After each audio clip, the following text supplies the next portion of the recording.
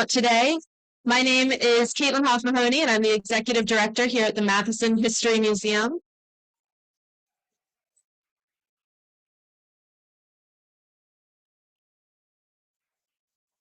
And I first want to thank each one of you for coming out today in this challenging weather that has just started. So thank you for braving the rain. And before we get started, I have a few housekeeping things to take care of. First, I want to thank our sponsors for this program. We are funded in part by Visit Gainesville, Alachua County, the City of Gainesville, and the State of Florida Division of Cultural Affairs. So that is part of the grant funding that makes all of our exhibits and programs possible. But we also could not do it without your support. So thank you to each one of you who made a donation when you registered for your ticket for today's event. We really appreciate your support.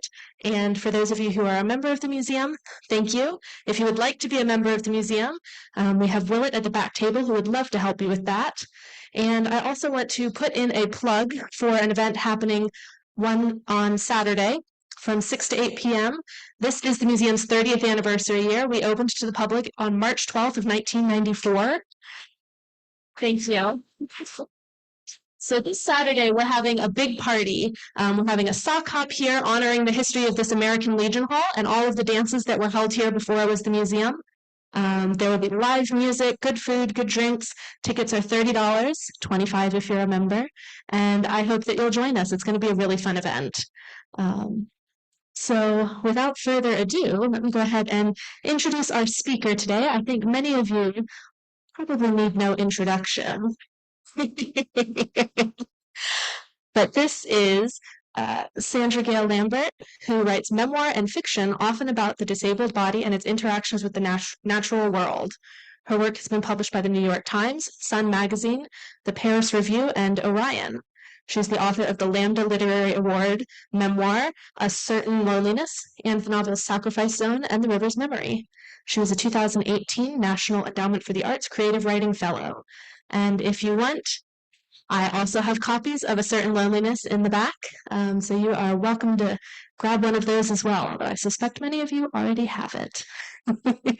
So I am going to go ahead and turn it over to Sandra.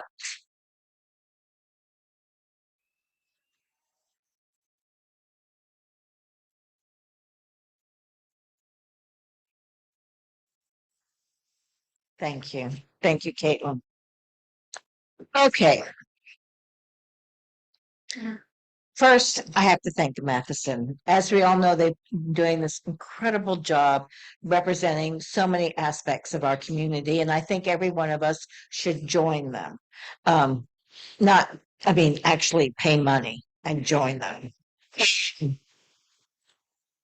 Become a member. Oh, come on. How about I move myself? How's that good? Okay. Okay, we have a gathering on Zoom, and I want to acknowledge. So that means she just showed me heart emojis. So for you that might want to know, that means Maria Zada is on Zoom, and you might, she can't hear you. I think the webinars work that we can't see the picture of anyone, and the only sound they get comes through this microphone. But people were very happy that you're there, Maria, and everyone else on Zoom. So here's the plan for the next little while. At the end, I'll answer questions. I'll sign books. We'll all visit. And Matheson has them for sale back there. But first, I'm going to read a few essays from the collection, and then in between the shorter essays, and then talk sort of into them as a way of understanding perhaps how they began or how they developed or expanded, depending on me coming to a deeper understanding or the world around us changing. But above all, I want to start tonight saying this is a celebration of all of y'all. The audience here, the online, this community of friends and writers and readers that extend back, some of you, well, if the people that are on the Zoom list is accurate, some of you 55 years ago. High school, Gainesville in particular has been an essential part of me becoming a writer, as many of you here know, especially the monthly lesbian potluck and readers group that I used to attend. That was a place where every single month I had an audience that would listen to whatever I had managed to work on that day. And we all know there is nothing more essential than to be listened to and to be able to read your work out loud. Um, I think I first attended one before I ever moved here. And that was 38 years ago. And many of you in this room were there. So moving on specifically to the creation of these essays and this book, in this room, I have people I have to thank. I have to thank the poet Elisa Zocklin, who, oh gosh, uh, keeps me writing always. And then the essayist and poet Michelle Sharp, who, among her many forms of support, copy edited this book. So, talk to her. um, Kimberly, did you manage to come? No, okay.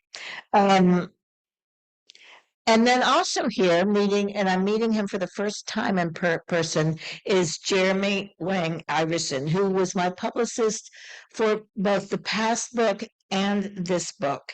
And his support of my work has been above and beyond any terms of a contract or a financial agreement. And finally, of course, to Pam, my beloved, without whom my life would be so much less. So, to all of you, the Zoom and in person, to people I've known a really long time, to people I've met just a few weeks ago, perhaps for the first time tonight, um, a most sincere thank you. So, I have little controls here. Oh, this is always the case, isn't it? Okay. This is picture Pam took of me at an intersection right next to her house, a very quiet intersection, very quiet. And it's in a quiet neighborhood. And here's an essay about that place.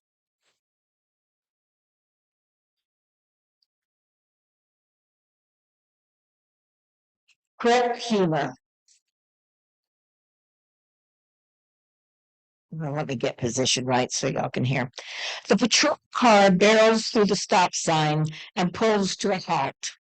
I let my wheelchair slow, and the little dog matches my pace and then sits beside me when we come up alongside. The officer rolls down his window.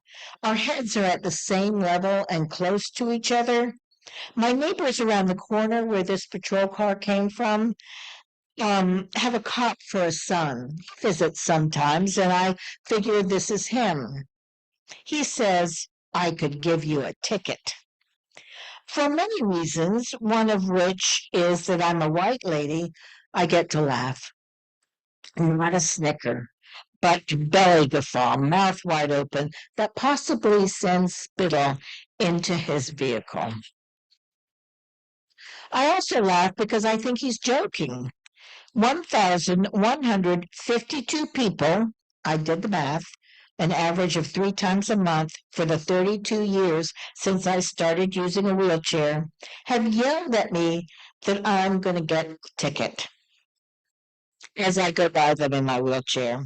I've been told, and sometimes I've said to myself, that there's no harm meant, that although tedious, these responses could be taken as a sort of encouragement or admiration. Let me pause here to argue with my own self. There is harm meant. First of all, men, is it required that I say not all men, not only men, are yelling at a woman they don't know? Unless warning of an oncoming golf cart, a post thunderstorm down live wire, or a cottonmouth in the path. Actual Florida incidents. The yelling itself is a hostile act. But what are they mad about? Perhaps they believe disabled people should never be fast, agile, graceful, competent, or seem as if they're having loads of fun. Me negotiating a sidewalk without hesitation, with grocery bags hanging and swinging behind me, one hand on the joystick and an arm wrapped around a bouquet with flowers tickling my chin, annoys them. These men are tiresome, but I don't care because I am fast, agile, graceful, competent, and having a really good time. Especially when I have the little dog striding along beside me, ears back and tail bouncing. But this police officer, in his patrol car, must be friends with someone who uses a wheelchair and knows how funny he's being. He's to be lauded for taking this joke that I think we are enjoying together to new heights, with him actually being able to give tickets. After all these long years, he's the first to elevate the cliche to a meta level, and I'm showing my appreciation with a long and loud laugh.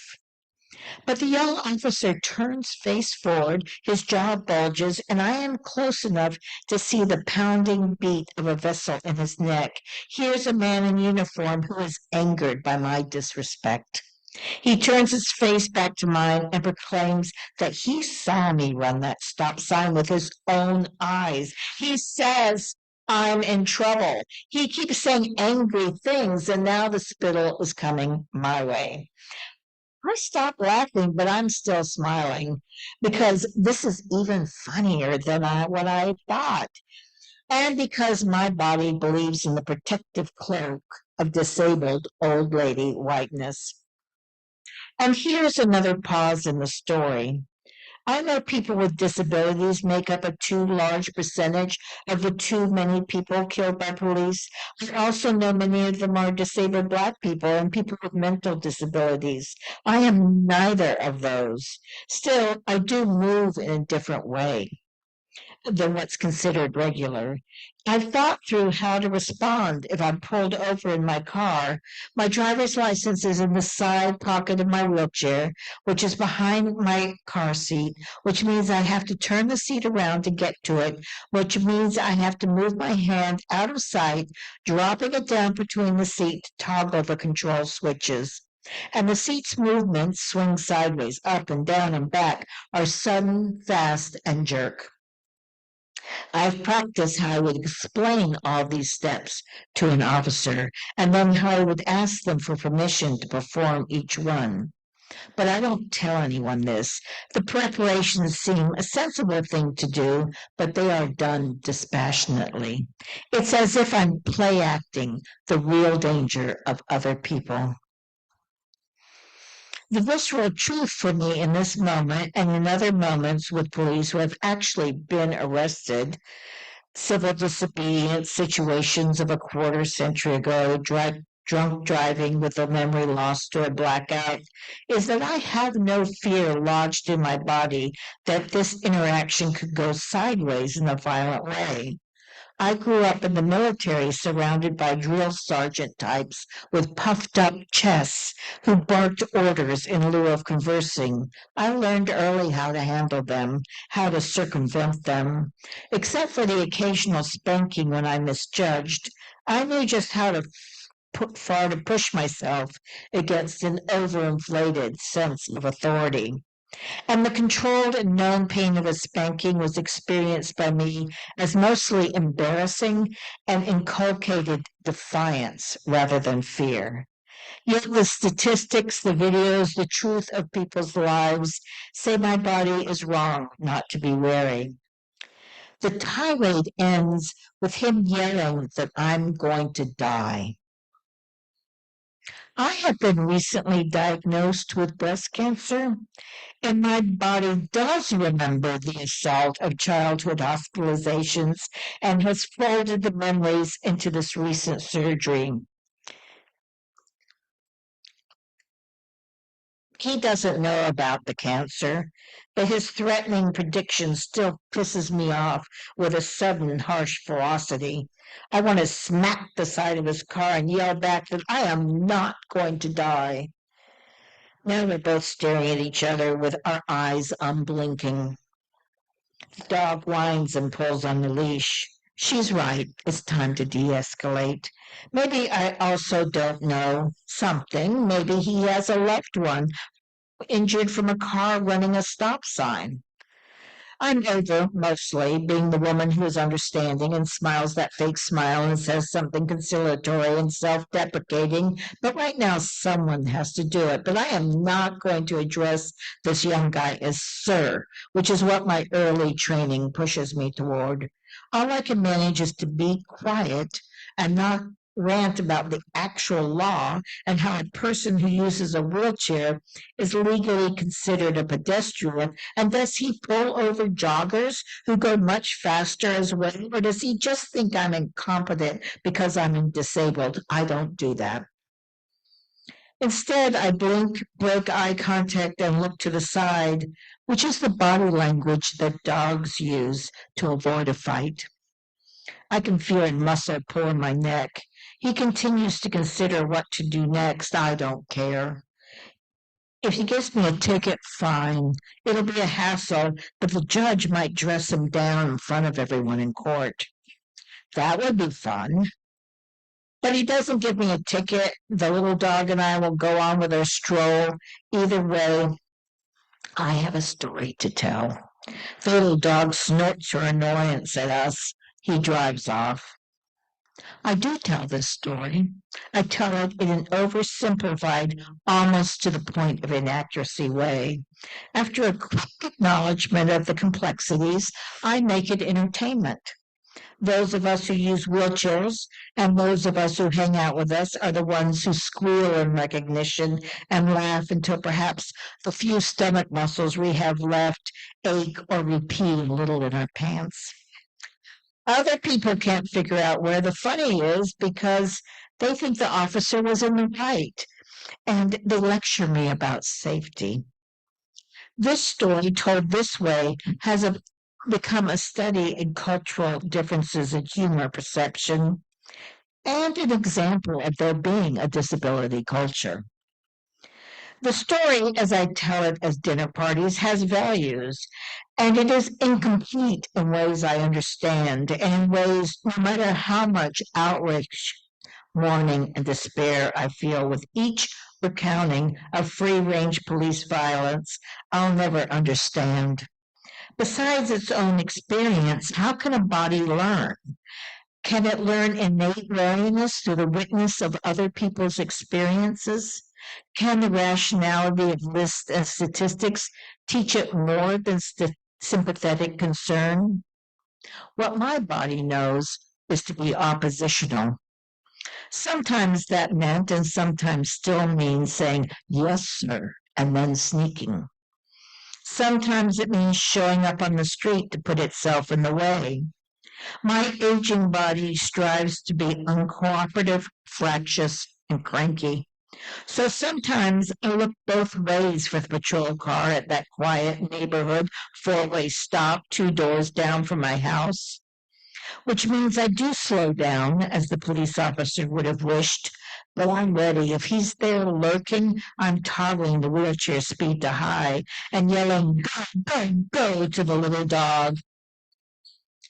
All he'll see is 18 pounds of terrier lunging against her leash and the blur of an old woman with her gray hair streaming.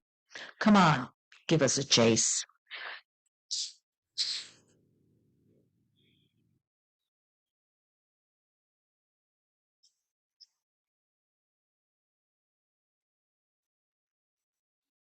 Okay, so this essay, it started out as that 2-page rollicking essay about an interaction that I thought was so funny. I read it to people, they laughed. As time passed, I let it sit in its cultural context, and then I showed it to other readers for feedback. And if they were readers who were not me, who were different than me, either in age or in race or in life experience or in disability, without them even having to say anything, I understood that this would not have been, well, would have not been their take on the situation. And it also might not have been their experience, what happened in the situation.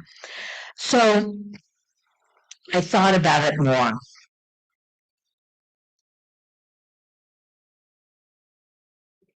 All of us have images that sink in and stay.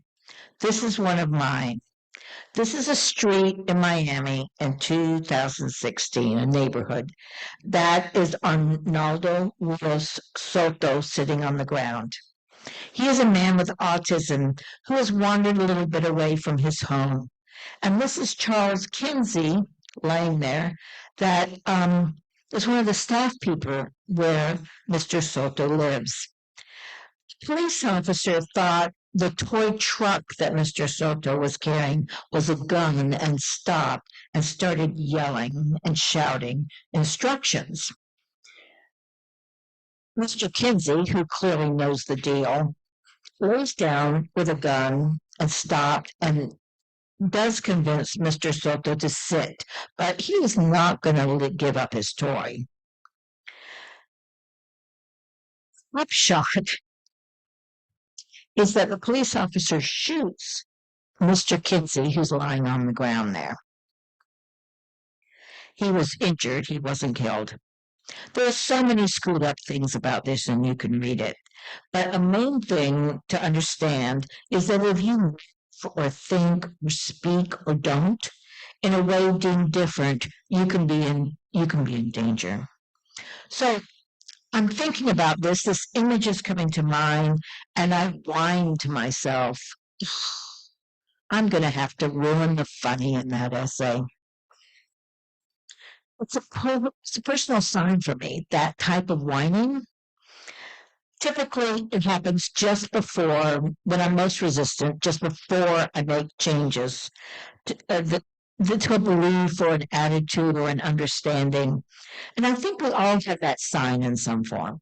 For some of it, it's automatic denial. Those people can think what they want to, but I am not going, whatever.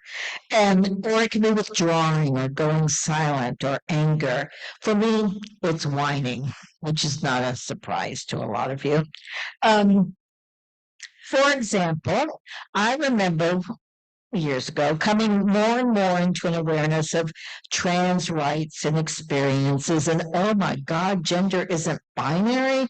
And it culminated right before, in that moment, that whining moment of me whining. But I just want to know who the butch lesbians are. And in that moment, I heard echoes even further back of that line that lesbians often got directed at them that was, "But I just want to know which one of you is the man."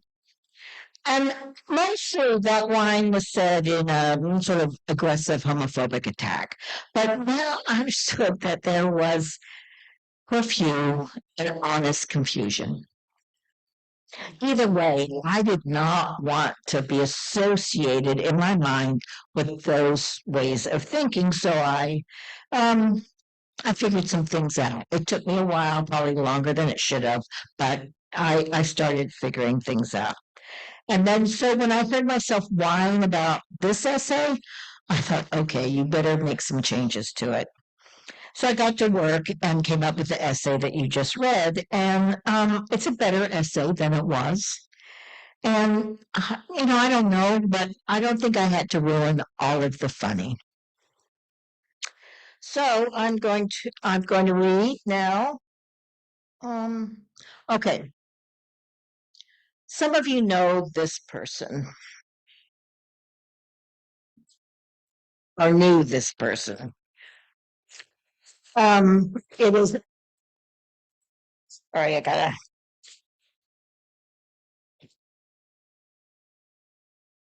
So this next essay is an homage to Yvonne Mary Edwards Lambert, my mother. It's sort of an exploration of family mythology.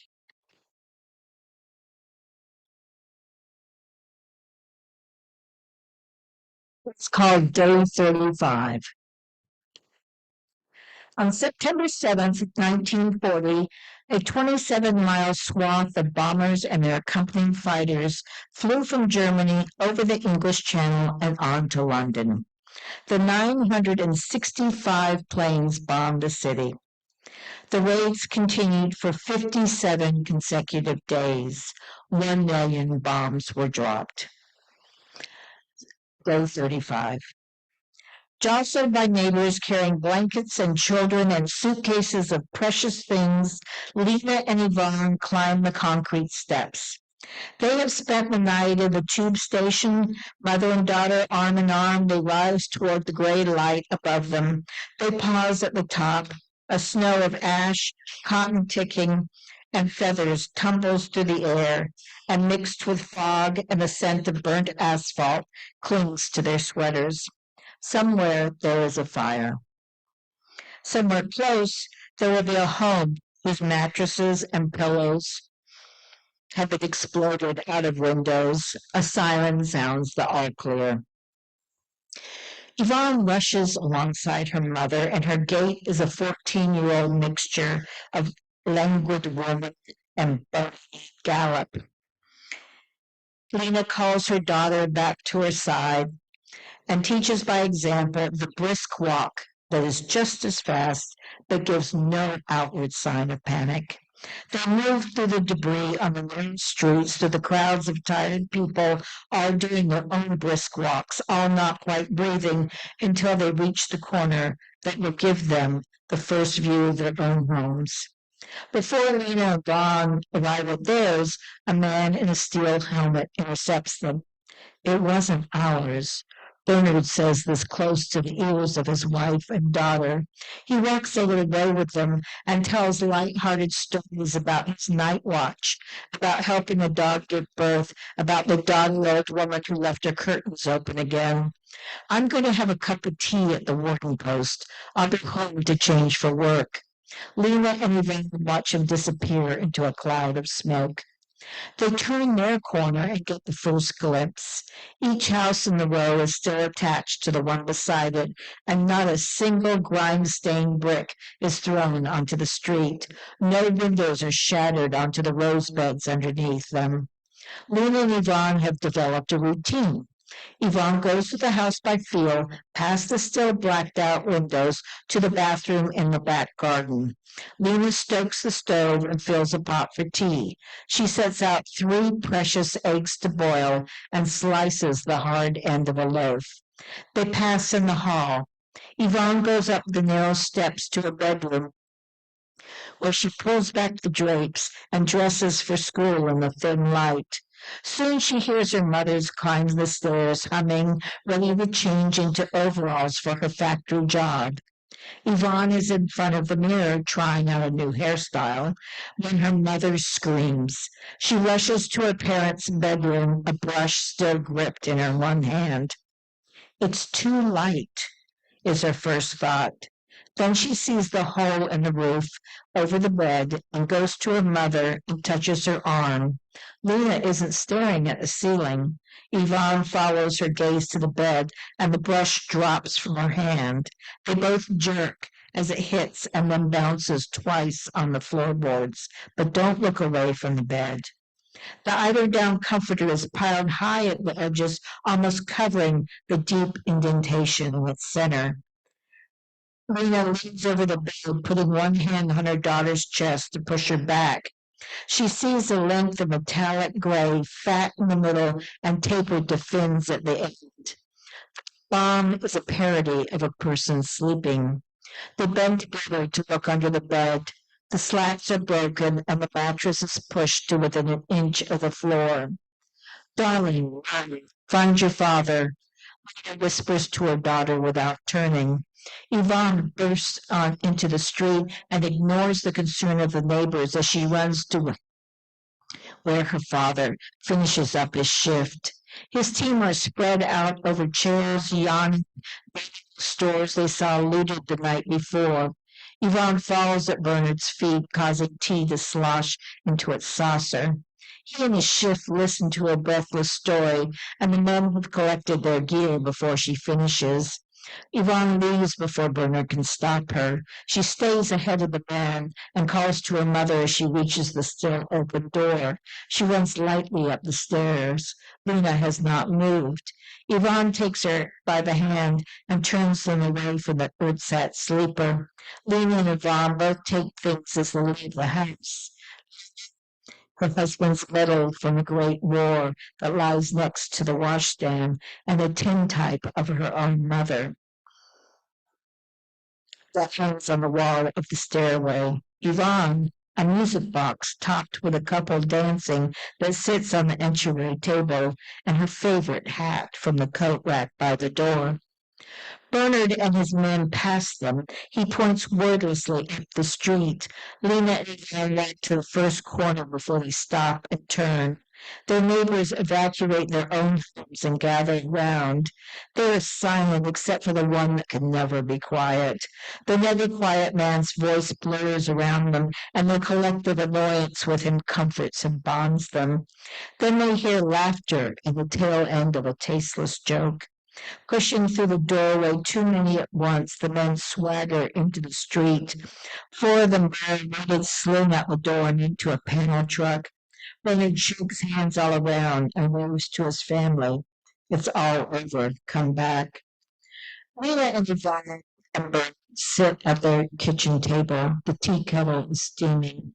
The medals, the picture, the hat, and the music box are scattered over the table between the bread plate and the soft-boiled eggs waiting in their cups. Bert slices off the top of his with one stroke of the knife. Yvonne turns the key into the music box, and the couple turns this way and that. Lena sings the words to the tune. Pack up all my cares and learn. Here I go, singing low. Yvonne and Bernard join her for the chorus. Bye bye, Blackbird. Bye bye. The story of the bomb in my grandparents' bed is, as most family stories, truth embellished with fiction on the narrator's, my mother's part, and I've added much invention of my own. My mother told the story with an emphasis on the bomb, but I am distanced from her experience of fear in the night and passing by daily destruction. For me, the story is about emerging. We watch emergings on television, the aerial views of students stumbling away from the building with their hands behind their heads, they're tripping among debris to interview survivors of a tornado as they pick through remains for something, anything. Our held breaths as we count the running, hunched-over figures escaping from a synagogue. The huddles of despair as we wait too long for the survivors of the shooting at a gay bar to appear. World War II London had an etiquette for the morning after a bombing. The unspoken rules were don't run or push, don't shout your relief or thank God when you find your home intact, don't collapse in wailing grief if it isn't. These behaviors were deemed unseemly and inconsiderate of other people in their own possible suffering. Even 70 years later, my mother had disdain for people not handling themselves during a crisis.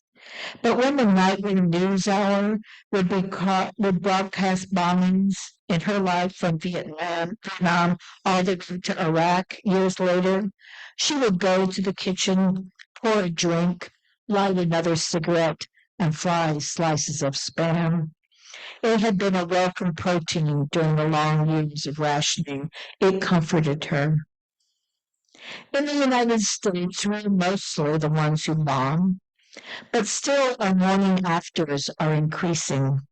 What with the frequent climate change-induced disasters and so many mass shootings that the media now picks and chooses which ones to report on, many communities and people will be considered last, if ever, because because of racism, age, or disability. We've known this for a while. We've come to understand that first responders are not the police, firefighters, or even the paramedics. We who are emerging are the first responders. What can we learn from each other? Can we collaborate?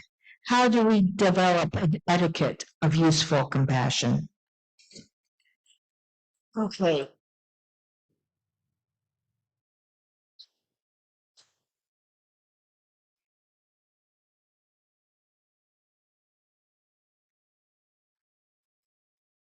So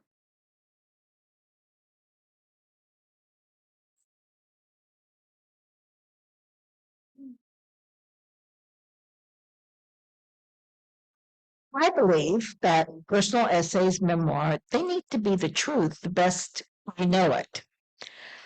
Um, Otherwise, I'm just a big liar, you know? And I'm breaking a promise between me and the reader. It's like a betrayal. Um, so this essay is problematic, right? I mean, in fact, I first wrote it as fiction and it was published as fiction. But here's how I decided it got to be included in this essay collection. So my mother told a story about her life. I knew my mother. I knew the story. Often she would tell a story of life and then later tell us she had left parts out, like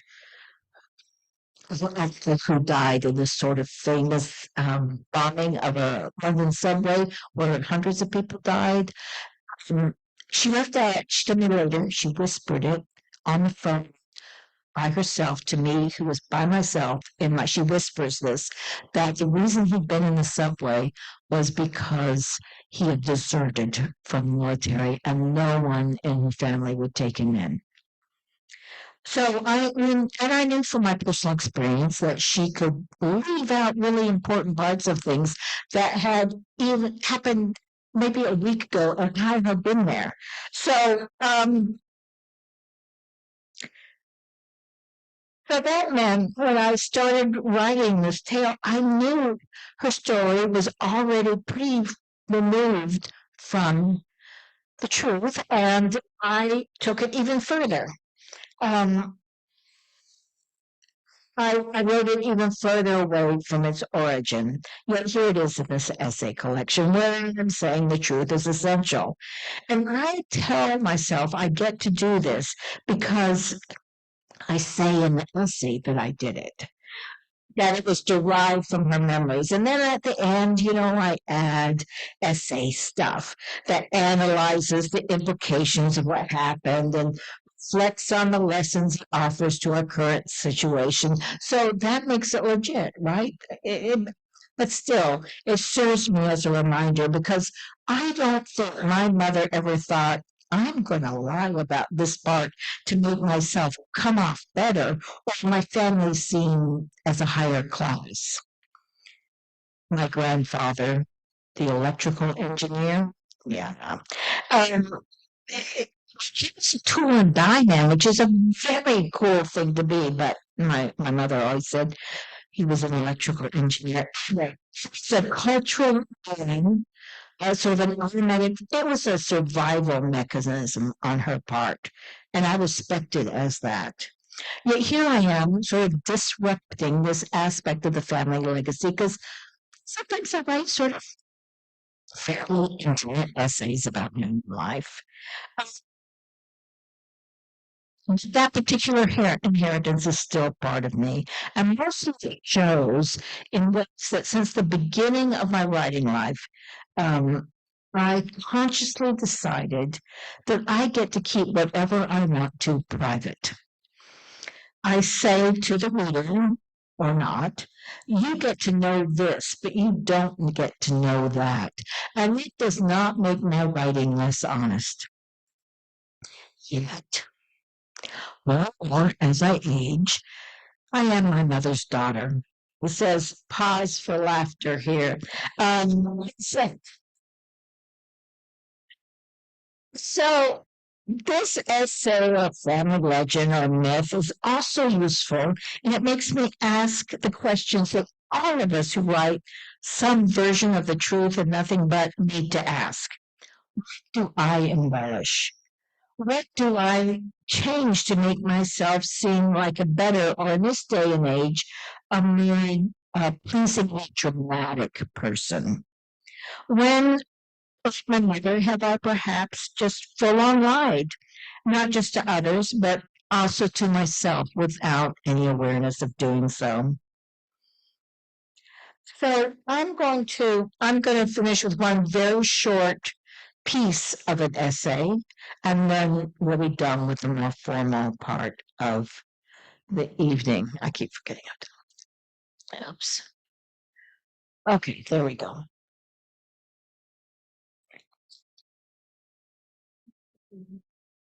This is from the essay called Old Lady Dabbler. It's the first part. It's titled Old. Age is slippery. When I first started writing, I was 40, which is about 26 generations of the mice that rattled around my kitchen, but no more than a sapling compared to the tulip poplar whose branches hung over the parking space of my basement apartment in Atlanta.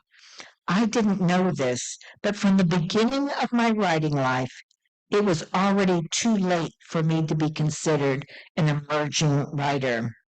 I figured it out when I saw a full color spread of the winners of the National Book Award for debut novelists. They call it 5 under 35. I was 54. If I ever had a debut novel, which wouldn't happen until I was 62, this recognition was off limits.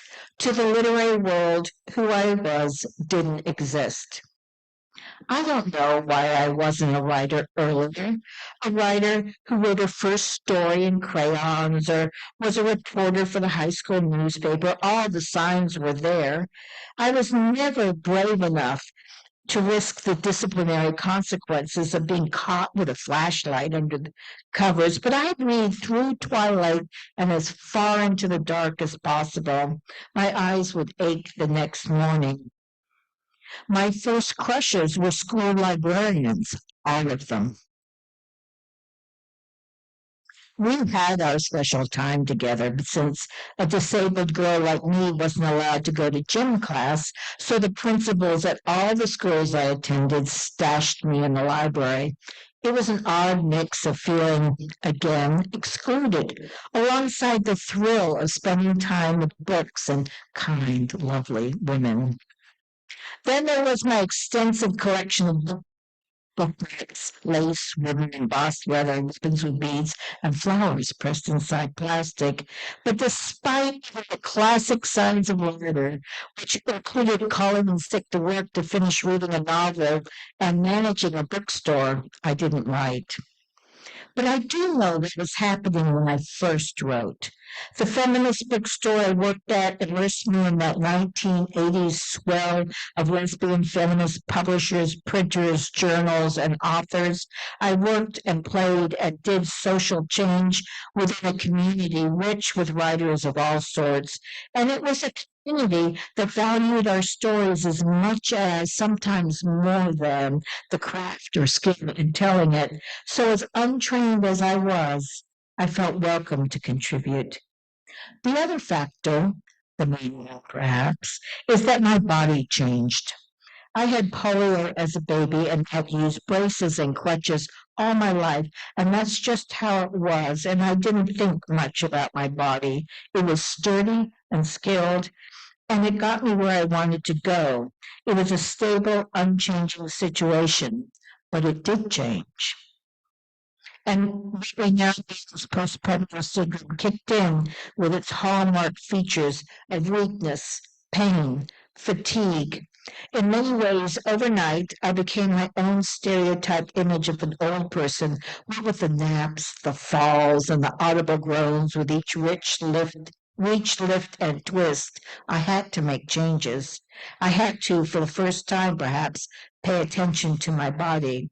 And this is when I wrote that first poem, first essay, first story. I tried everything. This was a hard time in my life.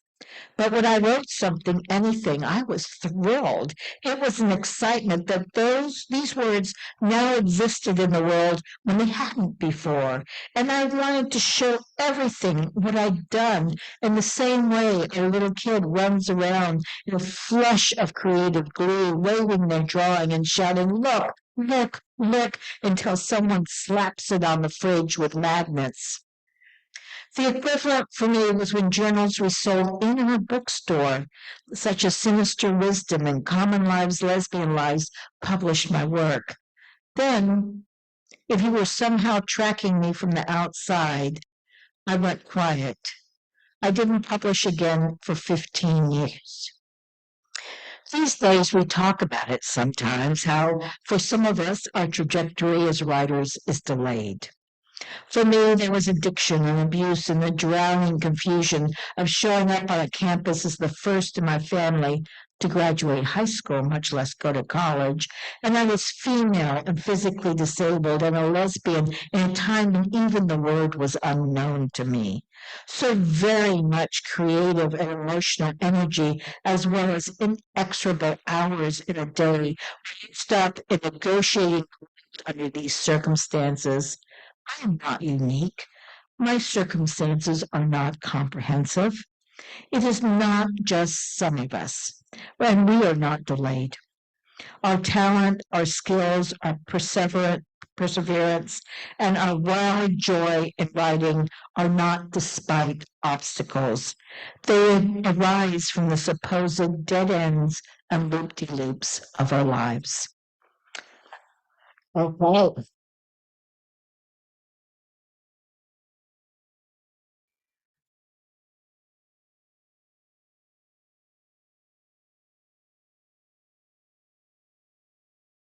So if you have any questions, I will take them now. So the Zoom, the webinar people can hear, I'm gonna repeat your question into the microphone, so keep it so I can remember it. Yeah. Anyone have a question? If not, there are cookies anyway, so. Cynthia. Thank you. Thank you, Cynthia. My question is, having contracted polio as a child, do you feel compelled now as a writer to respond to the anti-vax movement, including some of which is in the headlines on this very day?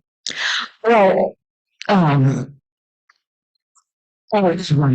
you. My memory of someone that had polio as a baby, a child, do I feel compelled to respond to the anti-vax movement? As a writer, there are many people, excellent reporters that have polio that have responded in this way. I don't think I'm the best one. Of course, I think, it's a threat, the anti-vax movement, it just is. We're already seeing some of the results of that happening in our country, So, to our children, but so that's my response.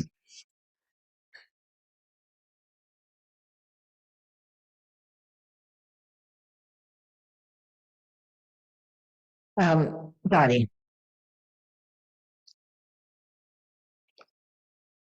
Dottie is curious about the title. There's an essay called My Withered Legs in it. And a version of it was published in the Paris Review, but it's I didn't read it tonight because it's very much about being a writer, and I wanted to combine things that might be of interest to both writers and readers, not so really craft specific. But in the essay, I'm talking about when I first started writing, or even more, responses I get where I'll just be writing about, sex, whatever, loneliness, and the editor's response would be that they wanted to see me write more about my legs. And then sometimes it would be followed up by suggestions of how I could write about my legs, which includes useless, withered, I can't remember, but a bunch of words like that.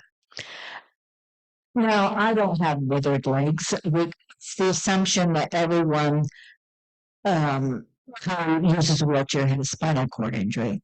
Although as I get older, people also can get down to just general decrepitude as I get older. But they're called withered legs. I think really long, gorgeous, curvy things that are thin, and my the S's they use have that shape. And that's just, I'm taking that as a way for me to honor the people that have the so-called withered legs. I wanted to honor the shape of their bodies, which is, gorgeous. So that's what I wasn't sure about music because it's sort of sarcastic title and with a little bit of innocent. But then I thought that really works for me. So, Nathan,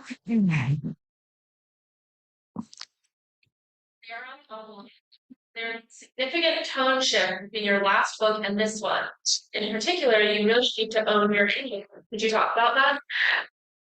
is that Sarah Winston? Okay.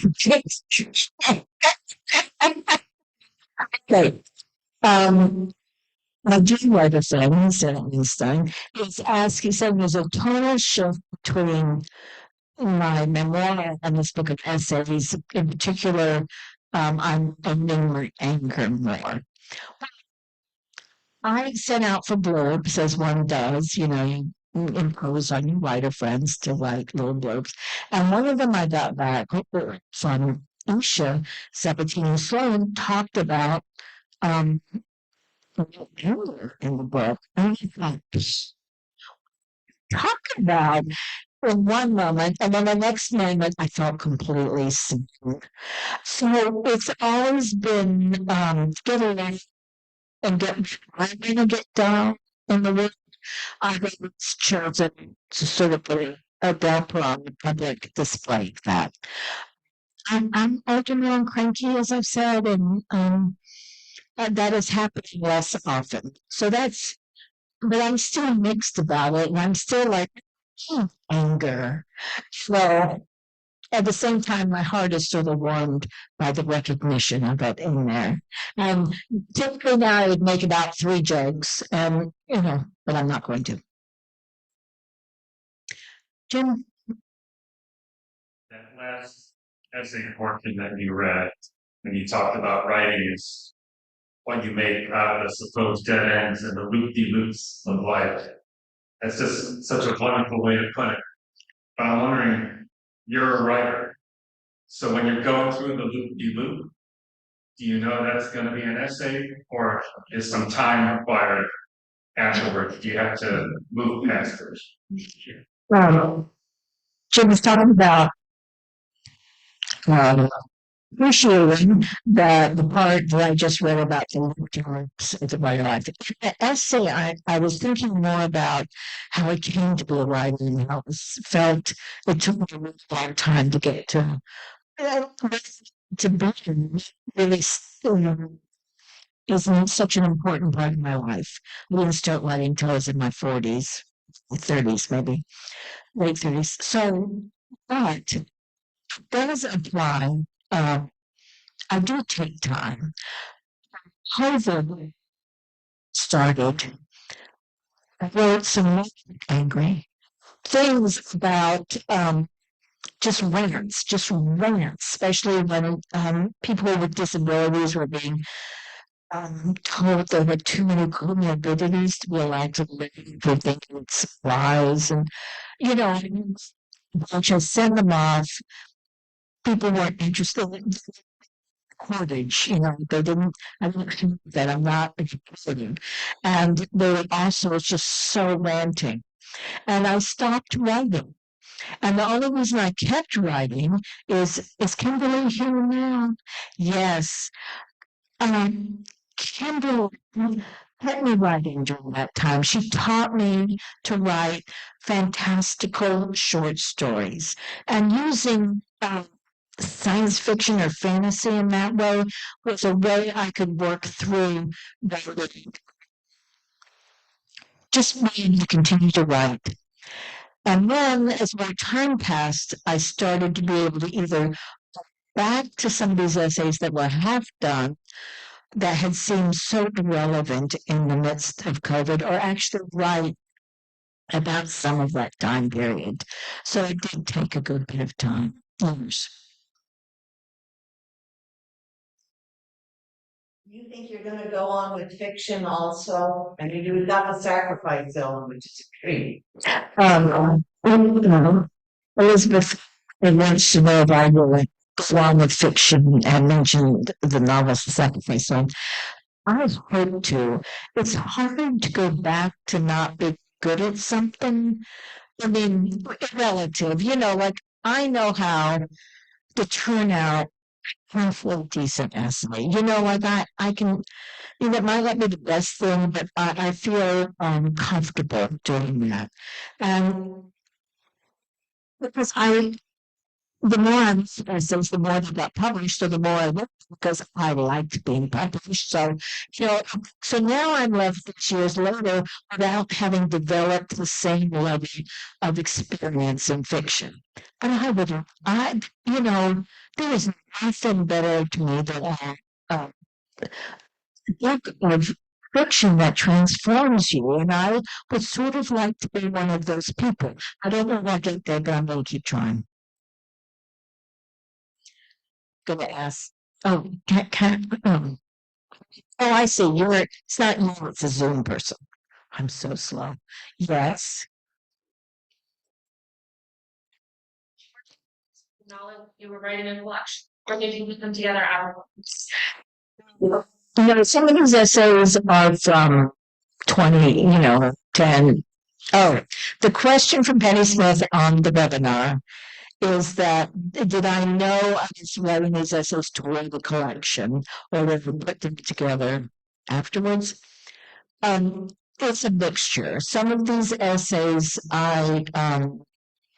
this is how it works for me, both with the memoir and this is that I'm writing. And some of the essays are from many, many years ago.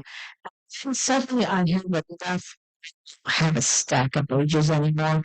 But visually, that's when I see the stack and I think, let's get back to the word count where I could maybe publish it as a book. And then I start working on the older essays, trying to make them better, because hopefully I've improved my writing some during these years. Writing some more essays. Like on this one, didn't have many nature essays. And that's such an important part of what I write, and it was in the memoir, but I didn't have much about it in this one. So I thought, Becky and Madeline and I went on a camping trip, and I thought, I'm going to write this one for the book because this will be a good, it needs a nature essay. So, it's a combination. Yes. Two questions, really. Have you worked with a professor of creative writing? Does it make any sense to go to the university and take those courses? It's one question. The second is reading out loud. Do you read out loud to yourself? Friends to read out loud? How important is it to read an essay to yourself out loud? So the two-part question, and one was, God.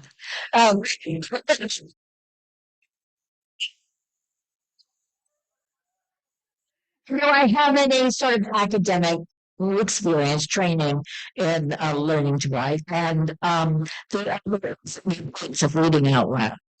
I don't really any academic training. I did, here's the thing. If you're 65 or 60 or older, you can audit a class at Santa Fe UF for free. I mean, they put you through all sorts of hoops, and the person teaching it who is 20 years residents do it great to have you can do it. In the 90s, I took a short story writing class at Santa Fe with Suzanne Carlton. And that's where it was from one of those assignments where that story about my mother and the bomb in the bed first got written down. Also, I have a friend, Jill Samant, who's a writer here and is recently retired from the creative writing program here. And she let me sit in some of the MFA classes that she did. She had tried before, but she wanted to ask she felt she should ask the students because it's a small, tight class, and they said no. So the next time she asked, I don't know what got said, but then it was a couple of years later that she says, "Okay, you're in." So so no, that the process of reading out loud to me is essential. Stuff I have to myself, and hopefully I read it out loud to other people. Because let me tell you, even when you read it out loud to yourself, you can make things sound good that don't. That you can get away with if you have a private person that you're reading to. It's especially helpful for the rhythm of a sentence and word choice to make your sentences make and sound in the best possible way. That's where it really works for me. Well, I think that's it. We all have been an amazing audience.